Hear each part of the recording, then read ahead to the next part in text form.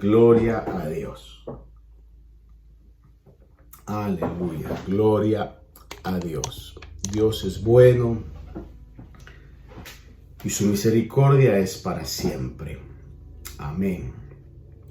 Amén. Gloria a Dios. Muy bien, quiero entrar a la palabra del Señor en esta noche que tenemos la bendición de poder estudiar este maravilloso libro de Apocalipsis, la profecía apocalíptica. Y bueno, antes de entrar, bienvenidos una vez más a todos los que ya estamos en esta sintonía a través de Facebook Live, también en el sitio de internet ayoni.org y también por medio de YouTube. Ahí estamos en estas tres plataformas transmitiendo en vivo y espero que esta transmisión esté llegando bien. Si no llega bien por cualquiera de las plataformas que usted esté conectado, puede ir a la otra y esperamos que estemos corrigiendo la señal. Si algo está mal en una plataforma, que la otra pueda estar bien. Dios los bendiga, hermanos. Les recuerdo que estamos haciendo planes ya para reincorporarnos en nuestros servicios normales físicamente para el día 5, domingo 5. Estaremos a las 10 de la mañana en nuestro templo en Bohemia. Ya la próxima semana estaré dando detalles más precisos de cómo estaremos reanudando las actividades. Así que les hago la invitación, ¿verdad? Y un recordatorio también para que hagamos planes para estar ya reuniéndonos, restaurando esta reunión para el domingo 5. Así que todos ya sabidos e invitados también. Bueno, vamos a entrar entonces a la palabra del Señor esta noche. Y hemos estado estudiando en el libro de Apocalipsis. Hemos llegado o llegaremos hoy a considerar el capítulo 11. El capítulo 10 lo vimos la semana pasada, donde podíamos ver aquel ángel que tiene en su mano un libro, y podíamos ver que habían truenos que daban voces que quedaron como una profecía sellada. Y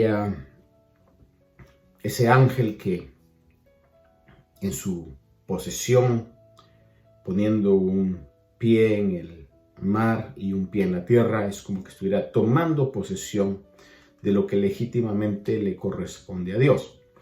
Pero para llegar a ello, déjeme nada más, antes de pasar al capítulo 11, poder hacerle un pequeño resumen, no desde el capítulo 1, sino sobre el sonar de las trompetas, porque todavía no hemos llegado al sonido de la séptima trompeta, nos quedamos en el sonido de la sexta trompeta. Y podíamos ver las primeras 4 trompetas que causaban destrucción tremenda a la vegetación, al mar, a la tierra, a las aguas. Y la quinta trompeta, antes de que la quinta trompeta suene, oíamos que había el mensaje de un águila volando, dando una promulgación de ayes, que podría traducirse como mensajes de dolor y de angustia. Aquellos que iban a estar todavía para recibir las siguientes trompetas. Son 7 trompetas, 4 han pasado, y el águila volando dice: ay de aquellos por el toque de las siguientes trompetas. Esto lo vemos en Apocalipsis 8:13. Dice: entonces miré y oí, oí volar a un águila en medio del cielo, que decía a gran voz: ay, ay, ay de los que habitan en la tierra, dice, a causa de los toques de trompeta que faltan, que los otros 3 ángeles están por tocar, es decir, la trompeta número 5, 6 y 7. Y veíamos que la quinta trompeta, que la encontramos en Apocalipsis 9, del 1 al 12, la quinta trompeta, nos revela que se abrió el pozo del abismo y salían millones de langostas, especie de langostas, ¿verdad?, sobre la tierra, comandados por un ángel o el ángel del abismo que se llama Apolión o Abadón, ya sea en griego o en hebreo, y que iban a causar dolor, sufrimiento a los habitantes de la tierra por un periodo de 3 meses y de 5 meses. Y en este caso dice Apocalipsis 9 del 1 al 12, dice: el primer ay ha pasado, he aquí aún vienen 2 ayes después de estas cosas. Es decir que el primer ay es la trompeta número 5 y todavía faltaba la trompeta 6 y la trompeta 7. En Apocalipsis 9:12, donde dice el primer ay ha pasado, he aquí aún vienen 2 ayes después de estas cosas, es decir, la trompeta 6 y la trompeta 7.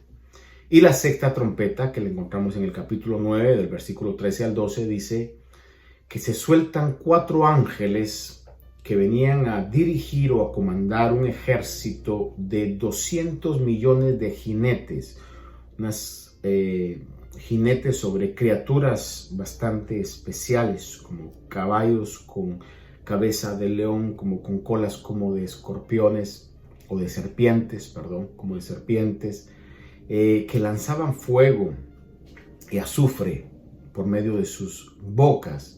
Un ejército, oiga bien esto, de 200 billones, dando a entender quizá que cada uno de estos ángeles iba a dirigir, iba a estar a cargo quizás de 50 billones cada uno. Eso es terrible. Y que iban ellos a matar a la tercera parte de la tierra. Iba a haber una gran mortandad por medio de esta trompeta, este juicio de Dios al mundo. Esto lo vemos en el capítulo 9, verso 18, cuando dice: la tercera parte de la humanidad fue muerta por estas 3 plagas, por el fuego, el humo y el azufre que salían de sus bocas, de estas criaturas con cuerpo de caballo y cabeza de león. Y después del toque de esa sexta trompeta, en el capítulo 10 veíamos que había como una pausa, como un interludio, un momento de calma, aparente calma, donde veíamos a ese ángel que está con un librito y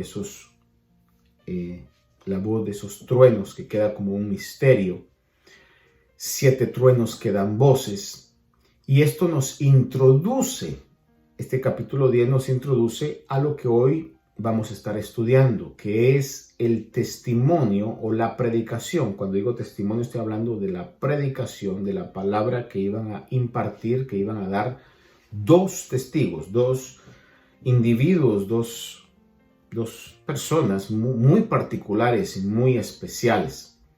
En el capítulo 11 de Apocalipsis, versículo 14, nos dice que el segundo haya pasado, es decir, el toque de la sexta trompeta, dice: he aquí el tercer ay viene pronto. El tercer ay, que es el toque de la séptima trompeta, pero antes que eso venga, se habla acerca en el capítulo 10 del librito o del rollo de la voz de esos 7 truenos, y en el capítulo 11 nos introduce a estos 2 testigos, los cuales vamos a estar hoy hablando. La séptima trompeta, Apocalipsis 10, versículos 5 al 7, dice: entonces el ángel que yo había visto de pie sobre el mar y sobre la tierra levantó su mano derecha al cielo y juró por el que vive por los siglos de los siglos, quien creó el cielo y las cosas que en él hay, y la tierra y las cosas que en ella hay, y el mar y las cosas que en él hay, que ya no habrá dilación, sino que en los días de la voz del séptimo ángel, cuando esté para tocar la trompeta, entonces el misterio de Dios será consumado. Es muy importante considerar esto, porque cuando la séptima trompeta suene, el misterio de Dios, que yo le hablaba el viernes pasado, que se refiere a todo lo que conlleva el Evangelio, todo lo que es el Evangelio, el misterio del Evangelio, todo lo que conlleva los misterios del Evangelio, el misterio de Cristo en la iglesia, el misterio de la iniquidad, todos los que hablábamos de los misterios o los secretos o las cosas ocultas que fueron revelándose conforme Dios lo fue revelando a los apóstoles que escribieron, dejaron las cartas, las epístolas. Al toque de la séptima trompeta, todo lo que está en la palabra de Dios, todo lo que está en la Biblia, entonces concluirá. Es decir, que el plan de Dios para con la humanidad concluirá y comenzará lo que conocemos ya como el reino milenial. Pero obviamente esa trompeta abre como diríamos, el tiempo, da la apertura a que sean derramadas también 7 copas de la ira de Dios, que es la conclusión del juicio de Dios hacia el mundo, para que el Señor venga después a instaurar el reino milenial y tome posesión de lo que es de Él, de lo que Satanás robó y que hoy el Señor viene a retomar. Pero entonces, mientras eso llega, encontramos en el capítulo 11 dos testigos, dos hombres, dos individuos con características muy peculiares. Y quiero que vea conmigo, no quiero leer todo el versículo, todo el capítulo, sino ir yendo ya de lleno en el estudio. En el capítulo 11, versículo 1 y 2, nos introduce a estos dos testigos. Y dice Juan, aquí fíjese que Juan comienza a tener una actitud de que es involucrado en la profecía apocalíptica. Recuerde que se acaba de comer un libro, o se acaba de comer ese rollo, que dice que le fue dulce en sus labios, pero amargo en sus entrañas. Eso dando a entender que es dulce ver todas las promesas que Dios tiene para aquellos que le hemos hecho el Señor y el Salvador de nuestras vidas, para los escogidos, para los elegidos, pero también es amargo ver lo que le espera al mundo que lo rechaza, al mundo que le da la espalda a Dios. Y Juan entonces comienza ahora a tener una interacción con lo que es el mensaje apocalíptico y le dicen en el capítulo 11, versículo 1, dice: me fue dada una caña de medir. Esta caña de medir era una vara, unas varas que se utilizaban mucho para poder medir, no solamente para medir, sino en algunas ocasiones también, si se afilaba de una manera muy precisa, también se utilizaban para escribir. Le es dada esta caña, como le decía yo, podía ser utilizada para medir, para escribir. En algunos casos aún eran utilizadas para poder caminar. Dice que le es dada esta caña para medir, en este caso, semejante a una vara. Dice, y alguien dijo, no especifica quién, podemos deducir que fue Dios, pero dice, y alguien dijo, levántate y mide el templo de Dios y el altar y a los que en él adoran, pero excluye el patio que está fuera del templo, no lo midas, porque ha sido entregado a las naciones y éstas hollarán la ciudad santa por 42 meses. El acto de medir en la palabra siempre tipifica, va ligado al poder medir algo que es de uno, algo que es propiedad personal. En otras palabras, el acto de medir tipifica propiedad de Dios. En este caso, el medir el templo tipifica o está dando a entender que el templo es propiedad de Dios. The temple is an ownership of God. Por consiguiente, lo que Dios toma para él, Dios lo protege. Cuando le dice, mide el templo, dice, mide el templo de Dios y el altar y a los que en él adoran. Pero por otro lado le dice, excluye el patio que está fuera del templo. En otras palabras, Dios se compromete a guardar nada más lo que es de Él, no a proteger lo que no es de Él. Podemos ver algunos versículos y se los voy a poner aquí. Apocalipsis 21:15, Zacarías 2 del 1 al 5, donde podemos ver también que se utiliza esta vara para medir. Y como le digo, se medía lo que era propiedad de uno, era una de las aplicaciones del por qué se medía. Y aquí en este caso están midiendo el templo. Esto nos da la claridad de que en el tiempo del anticristo, cuando esté la gran tribulación, va a existir un templo en Jerusalén. Va a haber una reconstrucción de ese templo, de ese lugar donde hoy está el Domo de la Roca, que es el segundo lugar más sagrado para la religión musulmana, que está exactamente en el lugar donde fue construido el templo de Salomón. Fíjese que en la Biblia podemos notar 4 templos. El primero es el templo de Salomón. El segundo es el templo que se construyó después que los que fueron deportados a Babilonia, con Daniel, Sadrach, Mesach y todos sus compañeros, regresan después de Babilonia por medio de Esdras y Nehemías, por medio de Zorobabel, por medio del sumo sacerdote Josué. En el libro de Esdras y Nehemías podemos encontrar esa historia. Comienzan a construir el segundo templo, que se conoce como el templo de Zorobabel. Luego ese templo es destruido y Herodes reconstruye un tercer templo, que se conoce como el templo de Herodes.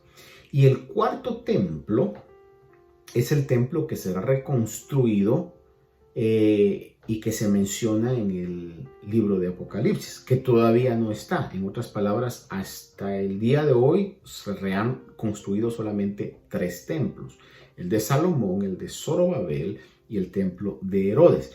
No en diferente lugar, sino todos ellos han sido construidos en ese lugar donde hoy está el Domo de la Roca, o lo que se conoce como la Mezquita de Omar. Allí será reconstruido el templo, que son los, si no me equivoco, yo creo que son 23 o 43 acres más valiosos del mundo, porque son por el terreno de tierra que se ha derramado más sangre, se ha gastado más dinero. Eso es incomparable el valor que eso tiene. Obviamente tiene un valor para Dios y es propiedad de Dios y le pertenece a Israel por decreto y por derecho divino. Sé que al decir esto uno se pone en conflicto, ¿verdad?, sobre lo que los musulmanes creen, pero ese lugar le corresponde a Israel por decreto divino.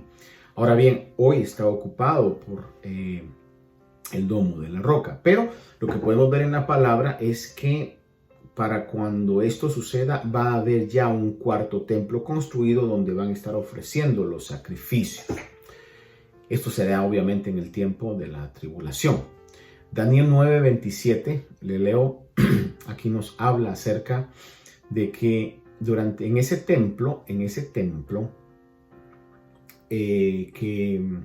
el Señor le dice a Juan que mida, que ya va a estar construido también, el anticristo va a cometer un acto de abominación, que lo dice Daniel, lo habla el Señor también en Mateo, Tesalonicenses también lo habla, y es importante que podamos conocer esto, y quiero leérselo rápidamente.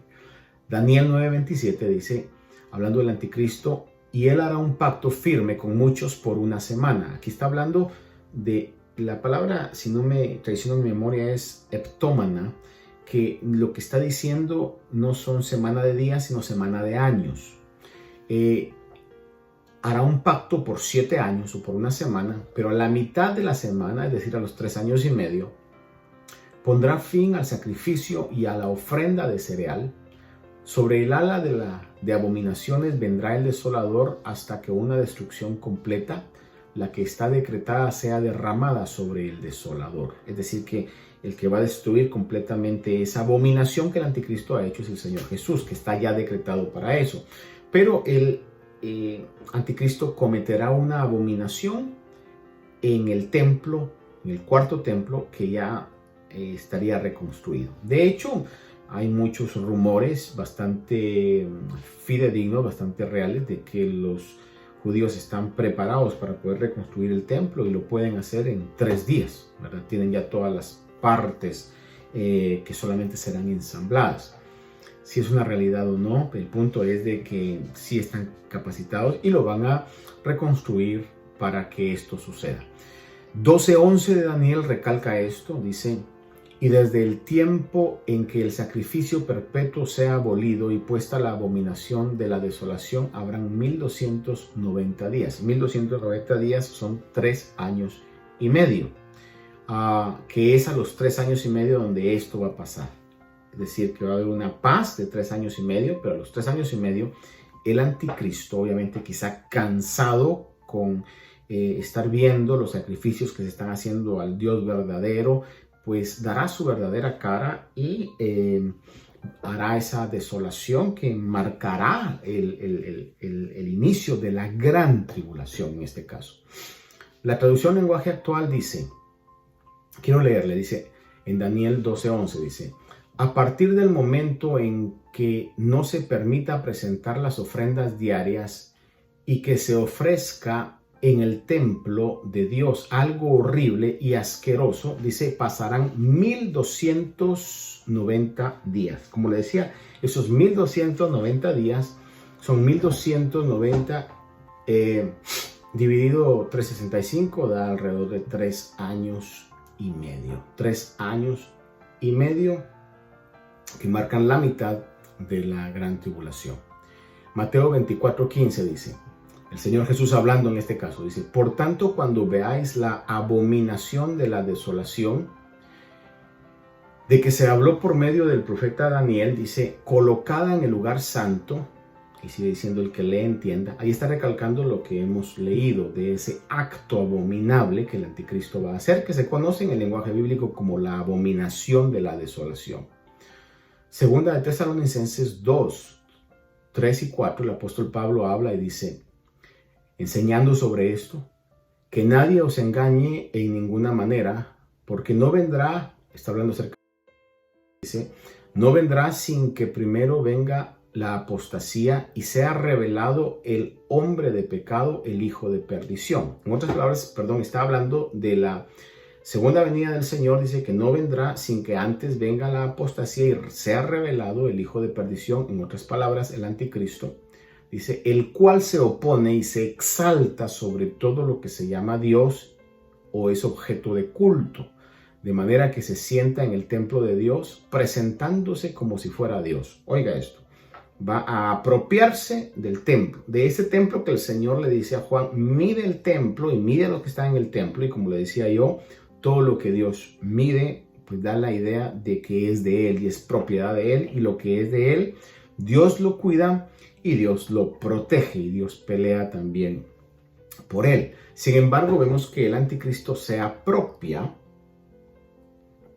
se adueña de ese templo, y no solamente de eso, sino que también del culto, porque lo que le interesa realmente es el culto que se le da, por eso se presenta como si fuera Dios. Amén. Espero que me esté dando a entender en esto. Entonces, vea usted que Juan comienza a medir el templo y en esa medición se le dice que excluya, que no tome en cuenta, literalmente dice, excluye el patio que está fuera del templo y no lo midas, porque ha sido entregado a las naciones y éstas hollarán la ciudad santa por 42 meses.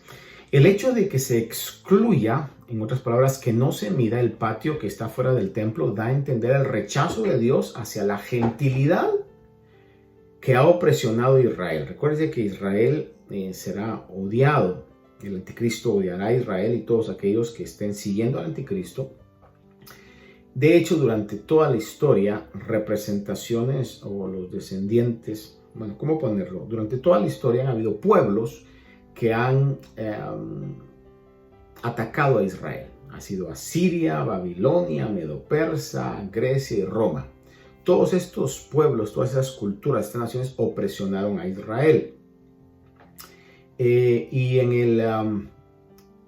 el tiempo de la tribulación, obviamente el anticristo también vendrá y con todos sus seguidores, cuando se revele, comenzará a querer atacar a Israel, a destruir a Israel. Sin embargo, como Israel es posesión de Dios, Dios lo protegerá. Algo muy importante que podemos y necesito yo dejarles saber es que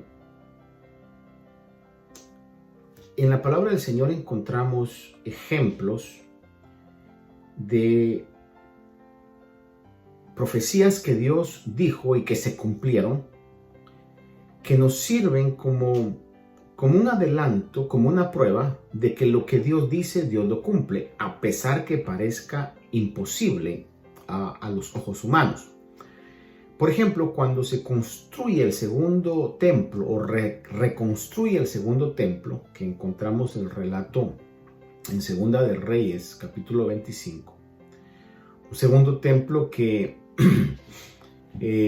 dice acá, en el mes quinto, a los 7 días del mes, en el año 19 de Nabucodonosor, que era el rey de Babilonia, vino a Jerusalén Nebuzaradán, capitán de la guardia, siervo del rey de Babilonia, y quemó la casa del Señor y la casa del rey y todas las casas de Jerusalén. Prendió fuego a toda casa grande, todo el ejército de los caldeos que estaba con el capitán de la guardia derribó las murallas alrededor de Jerusalén. Vea usted cómo es que el templo de Dios, el pueblo de Dios y el templo de Dios siempre fue foco o it was a target de las naciones que querían destruir a Israel. Salmo 79:1 dice: Oh Dios, las naciones han invadido tu heredad, han profanado tu santo templo, han dejado a Jerusalén en ruinas. Se menciona la profanación que ha habido, existió siempre en la historia de Israel del templo y de la destrucción de Jerusalén. Isaías 63:18 dice: Por breve tiempo poseyó tu santuario, tu pueblo santo, nuestros adversarios lo han pisoteado. En otras palabras, cuando el anticristo llegue a desacrar a este templo, no será la primera vez. El templo de Dios durante toda la historia ha sido contaminado. En Lamentaciones 1:10 dice: El adversario ha extendido su mano a todos sus tesoros, ciertamente ella ha visto las naciones entrar en su santuario, a las que tú ordenaste que no entraran en tu congregación. Dios es celoso de su templo, sin embargo, las naciones siempre han contaminado el templo de Dios. Cuando habla de las naciones, estamos hablando de esa gentilidad que le da la espalda a Dios, de los enemigos del pueblo de Dios. Podemos ver entonces que mientras el templo es contaminado, ya en el caso del templo cuarto, del templo que el anticristo contaminará, mientras el templo es contaminado, Dios estará protegiendo a Israel, que es su posesión, por 3 años y medio, por 42 meses. Mire usted en Apocalipsis 12:6. Habla acerca de esto. Dice: porque recuerde usted que estaban midiendo el templo y a los que en él adoran, en otras palabras, al pueblo de Israel, porque es importante poder conocer esto. Le decía anteriormente de que cuando vemos promesas cumplidas de Dios, por difícil que esto parezca, y en la historia bíblica podemos ver que Dios cumple y Dios llevó a cabo esa obra que humanamente era imposible, es para que nos dé la garantía que las promesas de Dios son fieles y verdaderas. Y una de las promesas de Dios es que Dios va a salvar a todo Israel, que Israel va a ser salvo, todo Israel será salvo. Eso lo vamos a ver en pasaje en Romanos, como lo hemos visto anteriormente.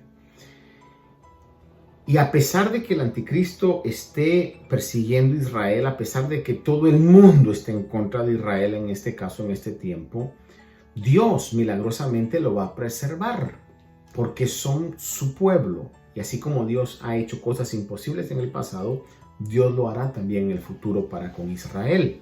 Israel no dejará de existir. Israel es la posesión de Dios. Israel va a volverse a su Mesías.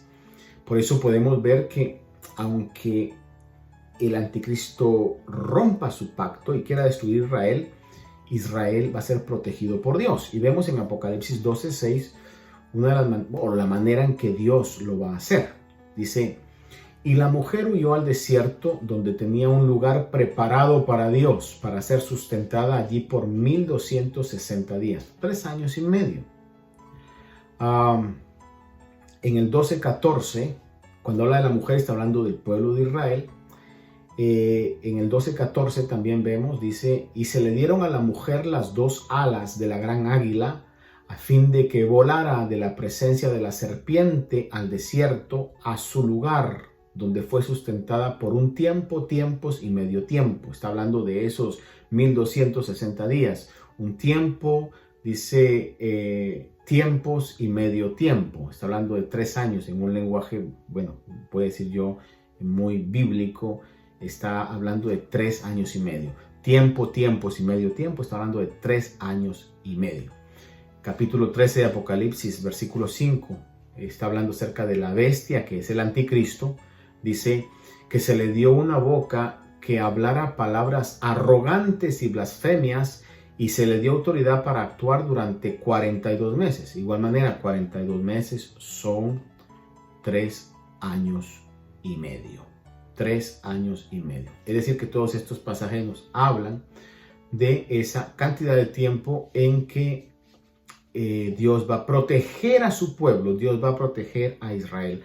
Algunos creen que será, dice ahí en el desierto, y en el desierto hay una ciudad llamada Petra, que es toda de piedra. Si usted puede ver, más adelante puede hacer Google ahí, vea las fotos de piedra. Algunos estudiosos de la profecía bíblica creen que es allí donde Dios llevará a su pueblo y Dios lo protegerá de una manera milagrosa.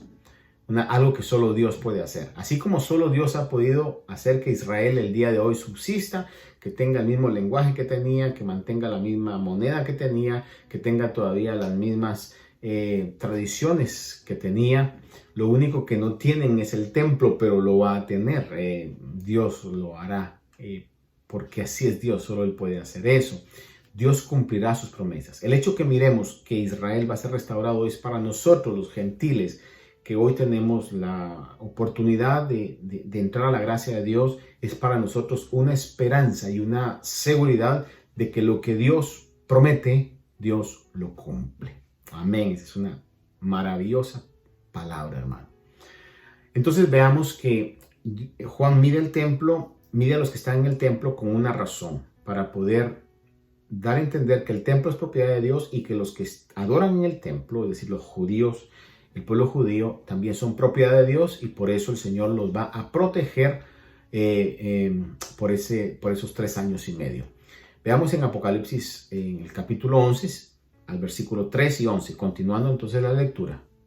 Apocalipsis 11, 3 dice: y otorgaré autoridad a mis 2 testigos. Aquí entramos a los 2 testigos. Hasta ahorita Juan solamente está midiendo el templo, y aquí comenzamos a ver estos 2 fascinantes individuos. Recuérdese usted que durante este tiempo el anticristo ha estado persiguiendo a los cristianos que han estado pagando por el precio de su cabeza, cristianos que han oído del evangelio no solamente por los medios que quedaron o por lo que ellos sabían y se han vuelto a Dios, sino también por la predicación de los 144,000 misioneros judíos que son guardados y protegidos por Dios, porque Dios los ha sellado y están predicando el mensaje de salvación. Y entonces muchos israelitas están siendo volviéndose, están siendo salvos. Aquellos también gentiles que fueron salvos y han pagado con el costo de su cabeza, pues no que hayan pagado la salvación, sino que se quedaron a la tribulación y han tenido que sufrir por el testimonio de Cristo.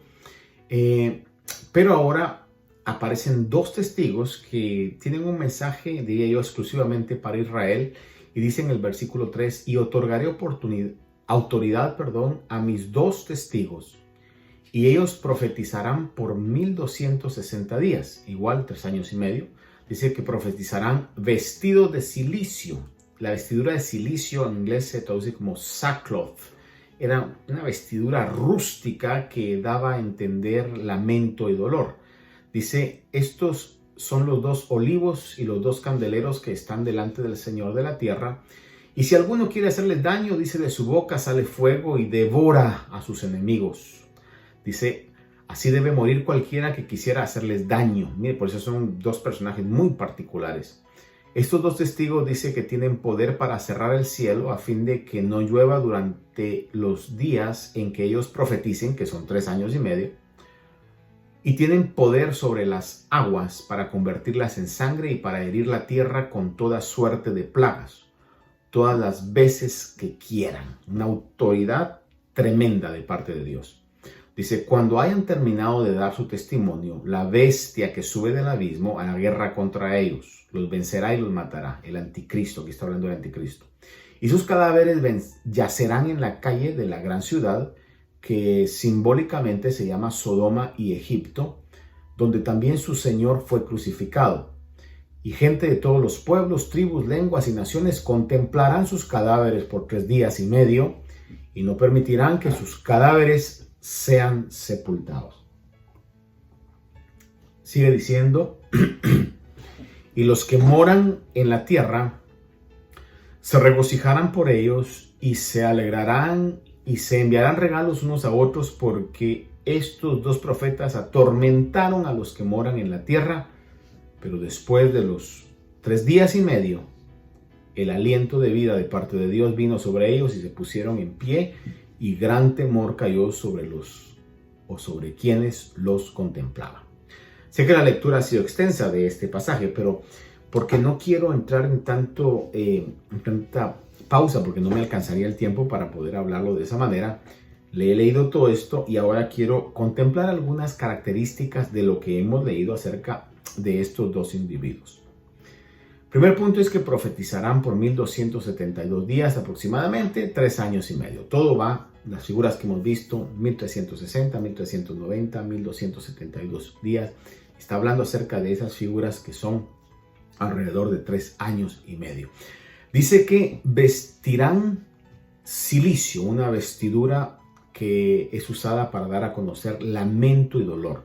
Posiblemente lamento y dolor, o su mensaje será un mensaje de lamento y de dolor, ¿verdad? Por lo que viene, porque Dios está a punto de derramar las copas de la ira de Dios y por todo lo que el mundo estaba pasando y estaba sufriendo en este caso.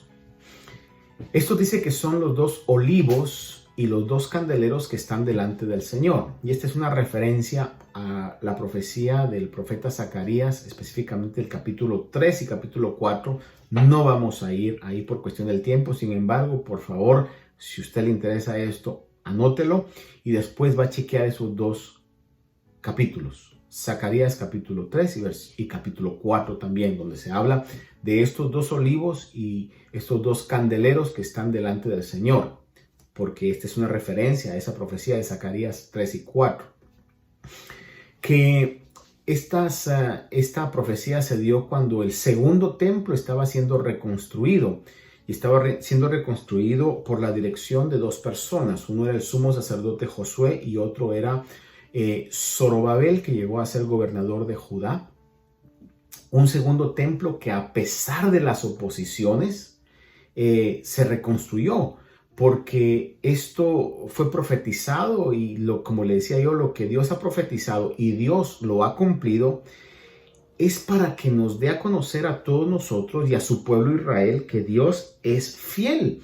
Lo que Dios ha profetizado y ha cumplido en la palabra es para que a nosotros que estamos viendo estos últimos tiempos nos dé la seguridad que lo que Dios ha dicho, a pesar de las imposibilidades, a pesar de lo difícil, de lo imposible, porque Dios lo ha dicho, Dios lo va a hacer. Entonces, es en este pasaje donde va a encontrar usted esa maravillosa palabra que dice: no es con fuerza ni es con poder, sino por medio de mi espíritu, dice el Señor de los ejércitos. Ahí en Zacarías encontramos esa palabra que es una gran realidad, que no es con fuerza, no es con poder, sino con mi espíritu, dice el Señor de los ejércitos. De la misma manera también, estos 2 testigos cumplirán su ministerio por el Espíritu de Dios que los ha empoderado para poder hacer este mensaje de arrepentimiento para la heredad de Dios, que es Israel. 2 testigos que, como hemos visto, por 3 años y medio van a dar un mensaje. Va a ser un mensaje, ellos van a estar vestidos de cilicio, dando a entender que el mensaje es un mensaje de angustia, de dolor. Y también estos 2 testigos tendrán poder sobrenatural sobre sus enemigos. Y pareciera ser ciencia ficción esto, pero es una verdad que la palabra de Dios dice. Dice que aquellos que quieran matarlos, va a salir fuego de su boca y los va a consumir. Yo pienso que va a ser una manera de fuego literal, no sé si en una manera de fuego manifestado como el láser o manifestado de una manera como nosotros lo conocemos en su qué clase de llama va a ser esto, pero dice que van a tener en su aliento la destrucción por medio de fuego para aquellos que quieran matarlos, es decir, van a ser súper mega temidos estos dos individuos, estos dos hombres. Y su identidad obviamente es un misterio. Usted me pregunta quiénes son, pues la Biblia no dice. Sin embargo, en el estudio de todos aquellos que se han dedicado a estudiar y nosotros que hemos leído sus escritos, la gran mayoría de teólogos y de estudiosos serios creen que puedan ser Moisés y Elías. Por una similitud de su apariencia, su mensaje, sus milagros, pueda ser Moisés y Elías. Algunos creen que pueden ser otros, ¿verdad? Aún personajes del Nuevo Testamento, sin embargo, eso lo voy a descartar porque en mi posición creo que no va a ser ninguno de ellos. Pero en el caso de Moisés y Elías hay una favorable, ¿cómo decirlo? Posiblemente van a ser ellos, favorecen todas las interpretaciones a que sean ellos. Algunos piensan que será Enoc, en lugar de Moisés, será Enoc y Elías. Sin embargo, su identidad es un misterio, ¿verdad? Y como decía, Moisés y Elías posiblemente por la similitud de milagros que a través del ministerio de cada uno de ellos, de la vida de cada uno de ellos, Dios realizó. Por ejemplo, Moisés hirió la tierra con plagas y una de ellas fue la plaga de convertir las aguas en sangre. Elías frenó o tuvo poder para frenar que no lloviera y es muy similar a lo que estos dos testigos van a hacer. De hecho, la tradición judía, las enseñanzas en la tradición judía y por lo que la palabra de Dios dice en la ley, en la Torá, es decir, los 5 libros de la ley, la tradición judía espera el retorno de Moisés y Elías en un futuro. Esto lo podemos ver en Deuteronomio 18, ahí le dejo los versículos, en Malaquías 4, ¿verdad? Donde dice que antes de que el Señor venga tendría que venir Elías. Entonces, la enseñanza judía espera el retorno de Moisés y Elías. Y Moisés y Elías estuvieron también presentes, y eso sí lo vemos claramente en los evangelios. Moisés y Elías estuvieron presentes en la transfiguración del Señor Jesucristo, que ese evento de la transfiguración del Señor Jesucristo fue como un adelanto de lo que iba a ser su venida. Es decir, fue un preview, como preview a atracciones previas a lo que realmente iba a ser su venida. Y en esta atracción previa podemos ver que se manifestaron en el monte de la transfiguración Moisés y Elías, porque así quedó escrito que fueron identificados. También otro punto a considerar es que Elías fue arrebatado al cielo y también Dios escondió el cuerpo de Moisés para que no fuera descubierto. Es decir, que no se tiene el cuerpo de Moisés, como tampoco el cuerpo de Elías, ¿verdad? Otro punto que se considera es que la duración de la sequía de estos dos testigos será de 3 años y medio, lo mismo que Elías causó, la misma duración que Elías causó. Y esto lo podemos ver en 2 pasajes de la palabra, quiero leérselos rápidamente. Primero es Santiago 5:17, dice: Elías era un hombre de pasiones semejantes a las nuestras y oró fervientemente para que no lloviera, y no llovió sobre la tierra por 3 años y 6 meses. 3 años y medio. Lo mismo lo repite Lucas 4:25. El Señor Jesús habla sobre esto. 3 años y medio. Lo mismo que el Señor Jesús dijo. Elías también hizo descender fuego del cielo. Cuando vemos en 2 de Reyes 1:10, dice: respondió Elías y dijo al capitán de los 50, si yo soy hombre de Dios, que descienda fuego del cielo y que consuma a ti y a tus 50. Entonces descendió fuego del cielo y lo consumió a él y a sus 50. Recuerde que estos testigos tendrán la capacidad de poder consumir a sus enemigos con fuego que sale de su boca. bueno, similitudes, ¿verdad?, en relación a esto. Y también se cree que, como le decía yo, puede que no sea Moisés por el hecho de que Moisés murió y la palabra de Dios dice que está decretado al hombre que muera una sola vez y después el juicio. Sin embargo, ese es un decreto para el hombre, pero los decretos que Dios hace para el hombre no se aplican a Dios. Por ejemplo, Dios dice que no juremos, sin embargo, Él jura, porque Él sí puede jurar. Él tiene la solidez para cumplir lo que dice. De la misma manera, dice que está decretado, es la ley que Dios ha puesto, que el hombre muera una sola vez y después el juicio. Sin embargo, podemos ver como en el caso de Lázaro, Lázaro murió y volvió el Señor a resucitarlo y le dio más tiempo de vida. O por ejemplo, aquellos que resucitaron después cuando el Señor fue crucificado, también nos da la idea de que Dios tiene excepciones, que Él puede quebrantar, Él puede romper. Bueno, quizás no romperse, son excepciones que se aplican solamente a Dios. Y en este caso, pues, como le digo yo, hay quienes creen que no puede ser Moisés porque Moisés murió, pero sin embargo, si Dios así lo quiere, porque no se encuentra el cuerpo, ¿verdad? Entonces podría ser en este caso Moisés en lugar de que Enoc, porque Enoc sí fue arrebatado, ¿verdad? La palabra de Dios lo dice en Génesis, que Enoc caminó con Dios y dejó de existir, fue arrebatado. Si va a ser Moisés o Enoc, no lo sabemos. Yo me inclino a pensar que será Moisés y Elías. Ahora, estos dos testigos, ¿verdad? Ya sea Moisés y Elías, Enoc o Elías o quien vaya a ser, dice que después que hayan dado el mensaje, después que hayan profetizado, cuando habla de que ellos van a profetizar, es que van a dar un mensaje. Obviamente será un mensaje único. El anticristo los matará. Posiblemente Dios va a cancelar, ¿verdad?, el poder que les otorgó y entonces van a estar vulnerables a esto, porque mientras tienen ese poder ni el mismo anticristo puede matarlos. Y entonces cuando el Señor permite que llegue esto, ¿verdad?, por su voluntad, entonces el anticristo los mata y estarán durante 3 días y medio expuestos a Jerusalén. Lo cual en términos bíblicos, que un cadáver esté expuesto es la humillación más grande. En otras palabras, los expone el anticristo para humillarlos de la peor manera, para ver cómo su cuerpo públicamente se está corrompiendo. Es decir, tal es el odio, no solamente del anticristo, sino que de los moradores de la tierra hacia estas personas, que dice que cuando ellos mueren habrá una celebración global por la muerte de estos dos testigos. Todos se van a felicitar al grado que dice que se darán presentes, se darán regalos. Mire, por la muerte de estos dos testigos.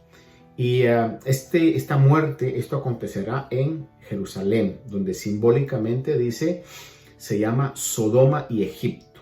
Oiga, esto es tremendo, es grave, porque Jerusalén, la ciudad del gran rey, va a estar tan contaminada, va a estar tan llena de maldad, que simbólicamente va a ser como la maldad de Sodoma y como la maldad de Egipto, ¿verdad? A ese punto va a estar la maldad en esa ciudad donde estos dos testigos estarán predicando este mensaje peculiar, donde van a morir después de los 3 años y medio, cuando hayan concluido su predicación. Van a morir, pero el Señor dice en Apocalipsis 11:12, es maravilloso esto, dice en Apocalipsis 11:12, entonces, vea esto, están allí tendidos, y obviamente el hecho de que va a ser visto por todo el mundo, para nosotros hoy ya ni siquiera nos preguntamos cómo pueda pasar eso. Es decir, hoy nos estamos viendo a la distancia. Desde acá de Long Island, Nueva York, estoy transmitiendo esto y esta transmisión la pueden ver a través de todo el mundo, ¿verdad? Aquellos que tienen acceso a estas plataformas. Entonces no es raro para nosotros por medio de la comunicación satelital, ¿verdad? Y por el internet y todo lo que estamos viviendo, que es la exposición de la descomposición del cuerpo de estos dos testigos, si son Moisés y Elías, si son Enoc y Elías, o quienes vayan a ser, va a ser visto por todo el mundo. Todo el mundo va a ver eso y va a ser transmitido globalmente. Sin embargo, en el capítulo 11, versículo 12, vea esto. Vea la magnitud del Dios y sus promesas y el poder de Dios. Por eso le recalco, todos los milagros que nosotros vemos, especialmente los milagros proféticos que se dijeron y que se cumplen, como dicen en inglés, against all odds, en contra de todo pronóstico. Todos los milagros que se cumplen en contra de todo pronóstico es para darnos la seguridad de que Dios tiene control sobre todo. Dios es un Dios soberano que tiene control sobre todo, hermano. Y en este caso están descompuestos los cuerpos de estos dos testigos, odiados por el anticristo, odiados por el mundo. Y dice, versículo 12, entonces oyeron una gran voz del cielo que les decía, dice, subid acá. Y subieron al cielo en la nube y sus enemigos los vieron. ¿Por qué razón? Porque en el versículo 11 podemos ver claramente de que Dios los resucita. Después de 3 días y medio de que ellos estaban en descomposición, dice el versículo 11, después de los 3 días y medio, el aliento de vida de parte de Dios vino sobre ellos y se pusieron en pie y gran temor cayó sobre los que contemplaban. Estaban contemplando esta escena y el aliento de vida los reincorpora, los resucita. Comienzan literalmente sus cuerpos comienzan a cobrar vida. Comienzan todas las células a regenerarse. ¿Se imagina usted lo impactante que será eso? Poder ver lo asombroso. Yo creo que todos los que puedan estar reportando esto van a quedar boquiabiertos, con la boca abierta, se les va a caer la quijada de asombro. Quizás algunos van a creer que no puede ser eso. Sin embargo, Dios comienza a darles vida. Es un milagro que está por pasar, hermanos. Dios los resucita, Dios les vuelve a dar vida. Y luego el versículo 12 dice que oyen ellos ya vivos, oyen una gran voz del cielo que les dice, subid acá. Dice, y subieron al cielo en la nube y sus enemigos los vieron. Es decir, todos aquellos que los odian, comenzando con el anticristo, los vieron. Una pregunta que pudiera surgir aquí es, ¿por qué después de que hay una señal tan evidente de la resurrección y confirmando que es Dios actuando en la vida de estos dos testigos, ¿por qué razón ya no siguen predicando? ¿Por qué Dios se los lleva al cielo? ¿Por qué no siguieron predicando para que todavía mucha gente pueda ser salva?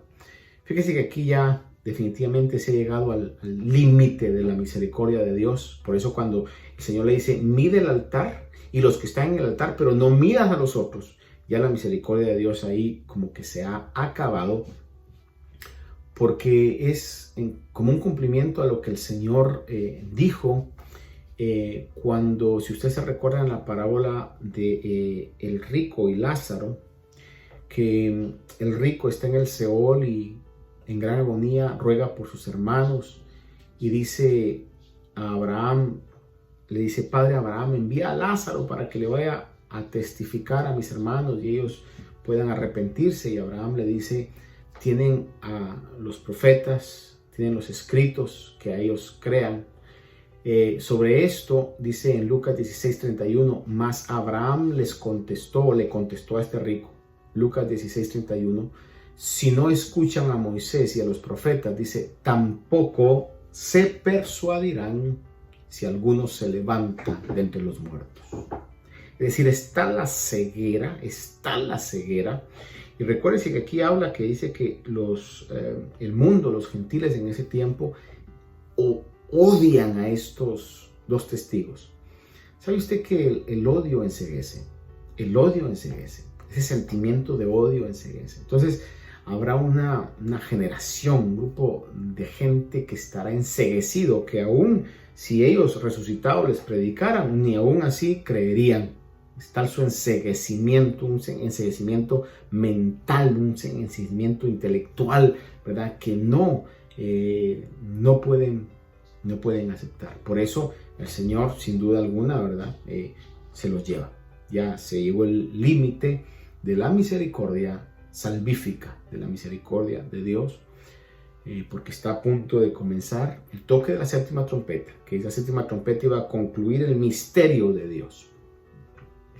Entonces podemos ver en Apocalipsis 11:12 que suben. Y dice, en aquella misma hora, mientras ellos están subiendo, ¿verdad? No sé si simultáneamente o inmediatamente después, dice Apocalipsis 11:13, dice, en aquella misma hora hubo un gran terremoto, no un terremoto cualquiera, sino un terremoto como los que han habido anteriormente, de una magnitud grande. Dice, en aquella misma hora hubo un gran terremoto y la 10ª parte de la ciudad se derrumbó. Y 7,000 personas murieron en el terremoto y los demás, aterrorizados, dieron gloria al Dios del cielo. Oiga esto. Es decir, en ese terremoto sucede algo, y es de que mueren 7,000 personas por medio de este terremoto. Algunos comentaristas creen que la muerte de estos 7,000 por el terremoto se refiere a aquellos colaboradores o líderes del anticristo que estaban ahí en medio de toda esa situación, ¿verdad? Celebración o lo que estaba pasando con los 2 testigos.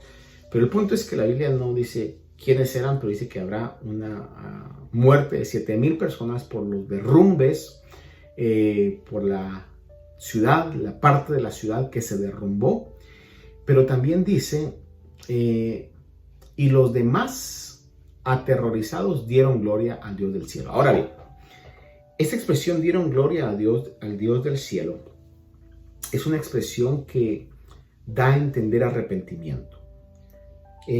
Lo podemos ver, por ejemplo, cuando el Señor Jesús sanó a 10 leprosos y solo uno volvió dando gloria a Dios. Está hablando de ese corazón arrepentido. Podemos verlo en diferentes milagros que el Señor hizo, donde se menciona que dar gloria a Dios es sinónimo de un genuino arrepentimiento. En otras palabras, aquí van a haber gente que va a ser arrepentida, pero no van a ser gentiles, porque la misericordia de Dios hacia los gentiles ya se apartó.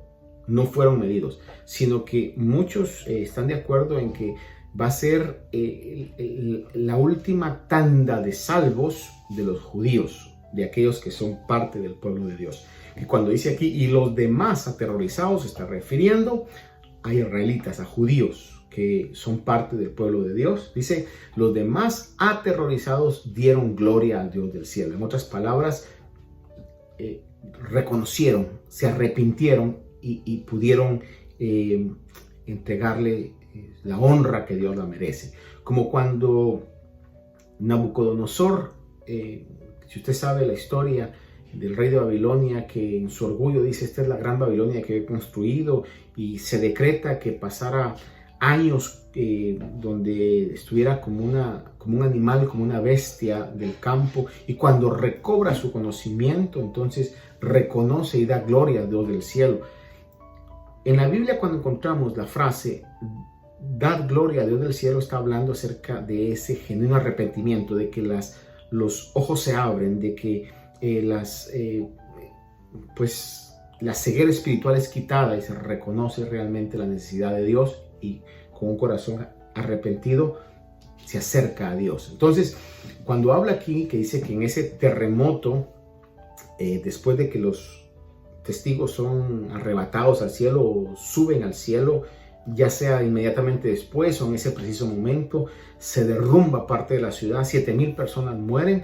En ese preciso momento, el resto o los demás, dice que aterrorizados dieron gloria a Dios del cielo. En otras palabras, fueron salvos.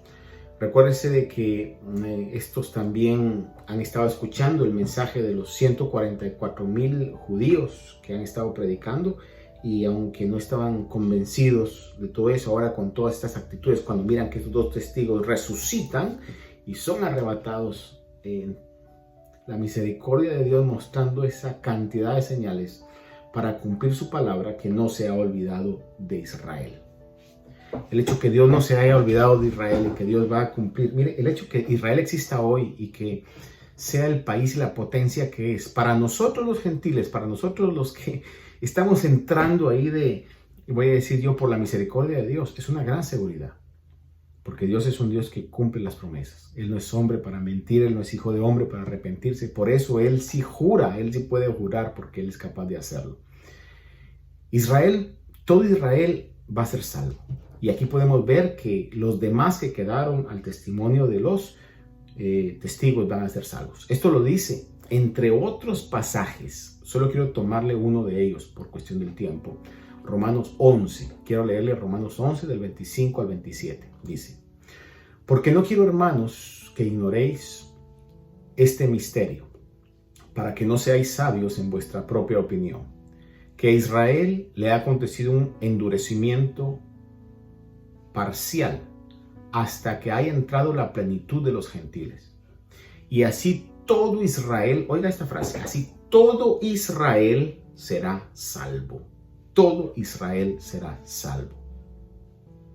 Dice, tal como está escrito, el libertador vendrá de Sión, apartará la impiedad de Jacob, y este es el pacto con ellos cuando yo quite sus pecados. ¿Cuándo eso va a pasar? Cuando los demás que miren ese acontecimiento maravilloso de la resurrección y de la ascensión de los dos testigos, entonces se arrepentirán y darán gloria a Dios. Y el capítulo 11 concluye diciendo en el versículo 14, el segundo ay ha pasado. He aquí el tercer ay viene a pronto.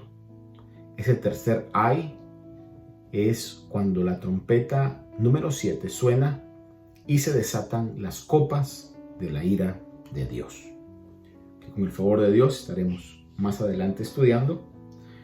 Pero lo maravilloso es que para ese tiempo, hermanos, aquellos que hayamos entregado nuestro corazón al Señor, ya no estaremos viendo esos acontecimientos. Quizás los veremos desde arriba, quizás los veremos en otra dimensión, pero la iglesia estará ya en el inicio de las bodas del Cordero. Por eso, si usted está jugando al Evangelio, si usted tiene conocimiento del Evangelio, pero realmente no ha hecho una decisión real, un arrepentimiento genuino, hoy es tiempo para que lo haga. Si usted ha conocido el mensaje, es casi raro saber que no haya gente que haya conocido el mensaje. Hoy le predico ese mensaje. Solamente a través de Jesús podemos escapar de la ira de Dios, porque no hay otro nombre debajo del cielo por el cual podamos ser salvos. Por eso hoy, si usted no ha hecho Jesús el Salvador y el Señor de su vida, le invito a que usted lo haga. Le exhorto a que lo haga. Si está viviendo una vida de tibieza espiritual, le exhorto a que ya no juguemos más. Los tiempos están cerca, estamos viviendo tiempos finales. Todo se ha cumplido y la iglesia podrá ser arrebatada en cualquier momento. Amados hermanos, estemos preparados. Es el mensaje de la palabra del Señor. Que en el camino de nuestra santificación podamos cada día buscar estar a cuentas con Dios. Amén. Padre bueno, esta noche yo te agradezco por el tremendo privilegio que me das de poder hablar tu palabra, Señor. Gracias, Señor, pero a la misma vez también es una gran responsabilidad, Señor. Porque tu palabra dice que al que más se le da, más se le demanda. Y el saber todo esto, Señor, debe de causar en nosotros, todos y cada uno de nosotros, un sentido, Señor, de un temor reverente, de una actitud, Señor, que nos pueda hacer valorar esta salvación tan grande que tú nos has dado. Poder poner nuestra mirada en los cielos, Señor, y no dejarnos cautivar, hipnotizar, no dejar que la semilla en nuestros corazones sea robada, Señor, por toda la vanidad de este mundo, Dios mío. Que podamos disfrutar en lo permisible lo que nos has dado, que podamos agradecerte por lo que tenemos, que podamos, Señor, aprovechar todas las comodidades, recursos, salud, tiempo que tengamos, pero que nada de eso, Señor, pueda hacer que nuestra mirada se haga terrenal, Señor, cuando nuestra mirada debe ser puesta en nuestra verdadera vida, en nuestra verdadera esperanza. Es lo que te pido hoy. Te ruego que esta palabra, Señor, pueda causar un arrepentimiento, Señor, en aquellos que son tuyos, en aquellos que están viviendo alejados de ti, aquellos, Señor, que no han atesorado el privilegio y la gran misericordia que tú todavía hoy nos extiendes, Señor. Sé que salvarás a tu pueblo, Señor. Sé que Israel existe hoy, es lo que es hoy por tu protección, por tu poder. Y esa es la evidencia, Señor, que tu palabra es verdad y que lo que tú has dicho en tu palabra se cumplirá, y que la salvación que nos has ofrecido a nosotros, la gentilidad que no éramos pueblo, la salvación que has ofrecido en tu palabra, Señor, la tendremos porque tú eres fiel, Señor. Gracias, oh Dios. Te bendecimos, te damos gloria y honra. Amén y amén. Dios me los bendiga, Dios me los guarde, amados hermanos. Los espero el día domingo a las 11, si Dios quiere. Recuerde que haga planes ya para poder reanudar nuestras actividades para el domingo 5 de julio. Y le recuerdo siempre también, comparta esta predicación. Si le es de bendición, si usted la entendió, si me expliqué, compártala. Si no la entendió, vuelva a escuchar otra vez más. Si no me entiende, dígame, pastor, mire, no lo entiendo. Yo haré lo posible en mi capacidad de que podamos todos comprender la importancia de esta profecía. Así que les invito domingo a las 11. Un abrazo grande para todos y cada uno de ustedes. Y recuerde de compartir. Y si no se ha suscrito, si no ha hecho un like a las páginas de la iglesia donde está saliendo esto, y no se ha suscrito al canal de YouTube, hágalo también. Recuerde que también las predicaciones salen en podcast, es decir, que puede usted escucharlo solamente en audio por medio de diferentes plataformas, Podbean, o también por medio de iTunes. Haga usted una búsqueda, Pastor Martín Azurdia, y suscríbase también a eso. Dios me los bendiga, Dios me los guarde, y con el favor de Dios estaremos viendo por medio de este medio el próximo domingo a las 11. Amén.